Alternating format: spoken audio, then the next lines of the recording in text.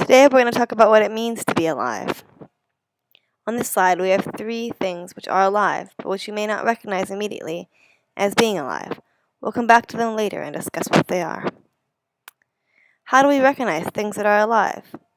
A cat, maybe we see the cat breathe or move, but those are ways of recognizing living beings that don't work very well for something like a saguaro cactus.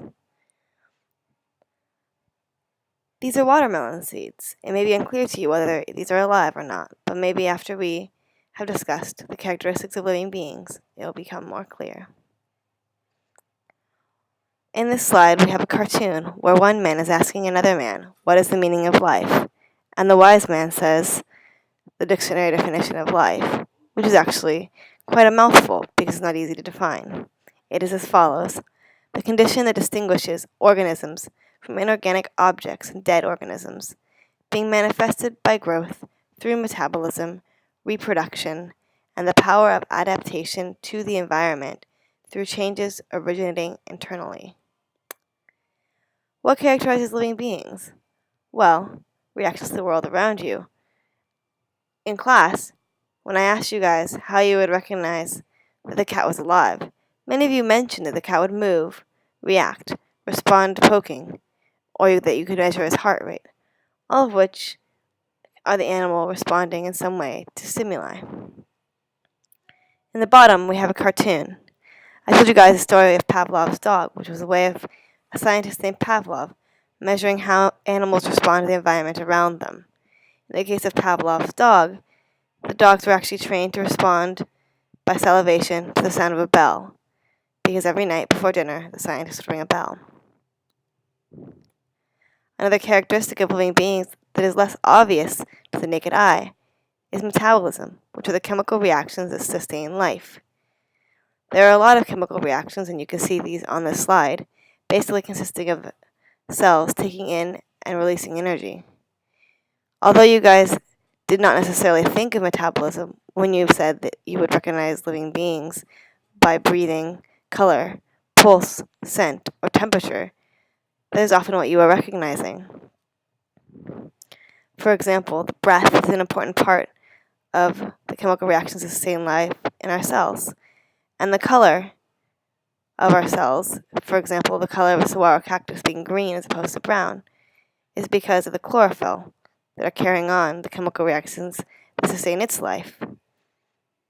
And the temperature is an overall measurement of the heat being released by a living being.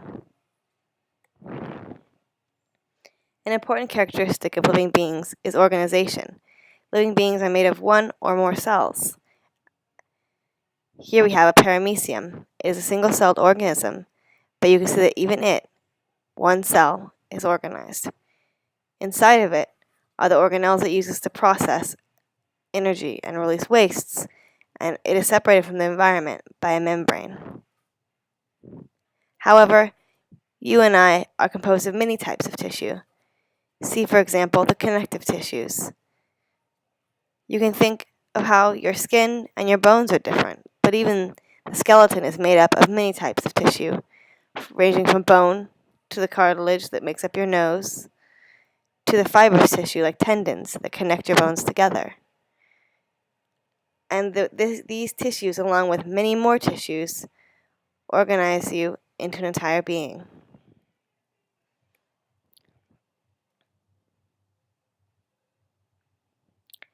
Some of you actually mentioned cells and were aware that organization was a characteristic of life. Another important characteristic of life is reproduction. Life produces life. Here we can see a cartoon in which 2 amoeba are sitting together in the cafeteria, and one amoeba separates into 2, and the other one is excited to have a new friend and announces, "All right, now I get to have 2 girlfriends."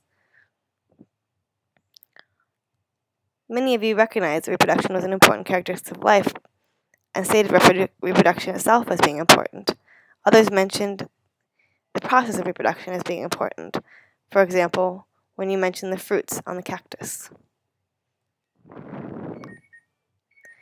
Another important characteristic of life is homeostasis, which is the ability to regulate the internal environment to a constant state. For example, this is a fish Although fish are salty when you eat them, they are not nearly as salty as the ocean that surrounds them, because they are capable of regulating their internal body to a lower level of salt than their environment. But we too are capable of doing this. We maintain a temperature of 98.6, which is far warmer than the room around us. Another important characteristic is growth. This basically is that we are making tissues more than we are digesting them. We are producing more energy than we are discarding. Many of you mentioned growth itself as an important characteristic of life.